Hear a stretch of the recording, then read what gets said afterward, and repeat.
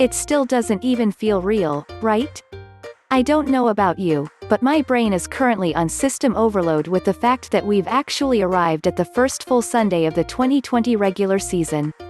Not only am I, and likely you if you're reading this, in a state of shock and excitement, but I'm also bracing myself for what is going to be one of the stranger sights we've seen for quite some time: Tom Brady taking the field while donning a Buccaneers uniform.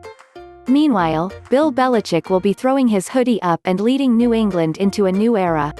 Strange times even for 2020 standards. While this space has been dedicated to the latest comings and going of the 2020 New England Patriots, it seems silly to not highlight this dramatic change as both Brady and the Pats embark on totally different paths for the first time in 2 decades. Of course, folks will be watching to see how each side performs without the other, creating a side battle on top of the weekly games.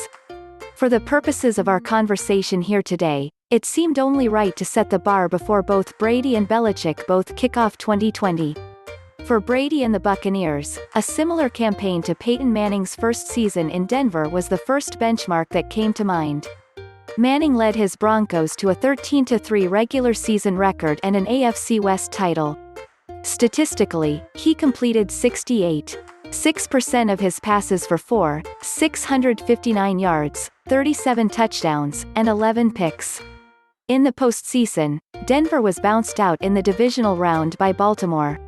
If Brady can come close to mirroring Manning's regular season, that would certainly exceed any expectation we'd have for him in 2020. That said, Brady's Bucs will have to go deeper into the postseason than a one-and-done Manning turned in for this year to be considered a success. For reference, Manning was 36 that year and had 3 more seasons ahead of him in Denver. Brady, who signed just a 2-year deal with Tampa Bay, is entering this season at age 43. The Super Bowl window is open, but it won't be for long, which is why the Bucs will need to capitalize. A trip to the NFC Championship is what I'm personally expecting of Brady if he wants this first year in Tampa to be a rousing success. As for Bill Belichick's Patriots, the bar is admittedly lower than a trip to the conference championship. For the head coach, it's about keeping New England in contention and continuing their dominance within the AFC East.